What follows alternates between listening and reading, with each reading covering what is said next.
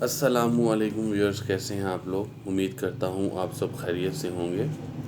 आज की जो हमारी वीडियो है इसमें एक बड़ा ख़ास मौजू मैं डिस्कस करने जा रहा हूँ आप लोगों के साथ, जो कि पिछले कुछ दिनों में मेरे साथ वाक़या हुआ।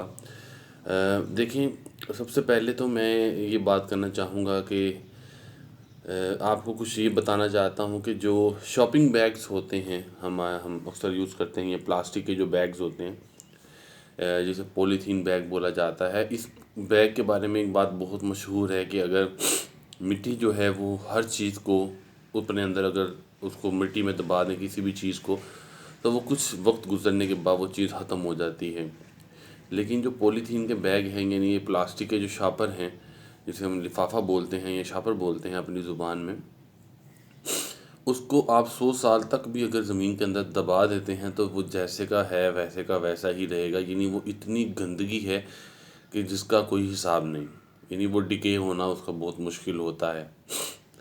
कुछ दिन पहले की बात है, मेरा इत्तेफाक हुआ कि शू बॉक्स पे, बाटा पे और सर्विस पे जाना का मेरा इत्तेफाक हुआ, और मैंने वहाँ से कुछ परचेज़ किया। परचेज़ करने के बाद उन्होंने मुझे तकरीबन 30 रुपीज़ एक्स्ट्रा चार्ज किए एक पेयर पर। तो जब मैंने डिमांड की कि भाई मुझे मेरा बिल जो है वो दिखाएं, जिस पर आप मुझसे 30 रुपीज़ ज़्यादा क्यों चार्ज कर रहे हैं, तो जिस पर उन्होंने जवाब दिया कि जी जो शॉपिंग बैग्स हैं उसको ऊपर उस पर पाबंदी लग चुकी है, और लिहाजा जो ब्रांड हैं उनको इस बात की इजाज़त नहीं कि वो आपको पॉलीथीन के बैग दें। इसके लिए हमने आपके लिए कपड़े का बैग या वो एक मुख्तलिफ टाइप का एक बैग होता है, तो वो बैग आपके लिए हमने वो, जिससे एक खाकी मोटा खाकी कागज़ होता है, कागज़ टाइप होता है, वो उसका बना कर देंगे। अब सवाल ये पैदा होता है, मैं वहाँ खड़े खड़े ही बात करने लग गया कि मैंने ऐसे कहा जी ठीक है, आप अगर ऐसी बात है तो आप मुझे जो है वो बॉक्स जो है वो हाथ में पकड़ा दें, पैसे चार्ज करने की ज़रूरत नहीं है।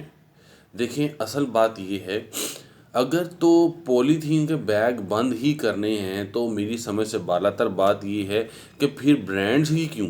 जहाँ पर ये फैक्ट्रीज़ हैं, ये दूध दही सब्ज़ी ये वो, जहाँ भी आप चले जाएं हर दुकान पर तकरीबन पॉलीथीन बैग यूज़ हो रहे हैं, जो लिफाफे यूज़ होते हैं, ये हमारे डेली लाइफ का हिस्सा बन चुके हुए हैं।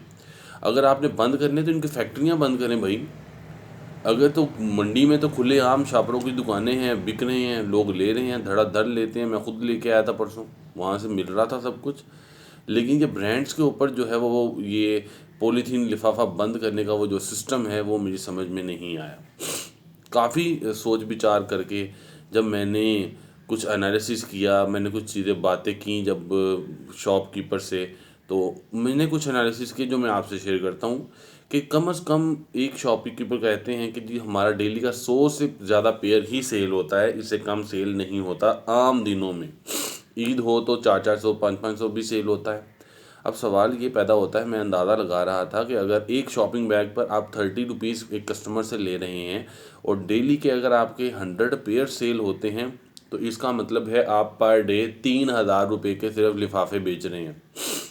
और सबसे इंटरेस्टिंग बात ये है कि ये अमाउंट आपके बिल में शामिल तो होती है, ये अमाउंट आपके बिल में शामिल तो होती है, लेकिन इस अमाउंट का जो रिकॉर्ड होता है वो डेटा के अंदर सेव नहीं हो रहा होता, ये अलग होता है।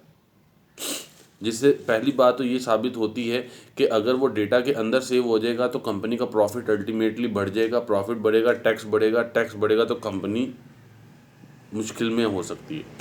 तो इससे बचने के लिए पहले तो उन्होंने ये काम शुरू किया।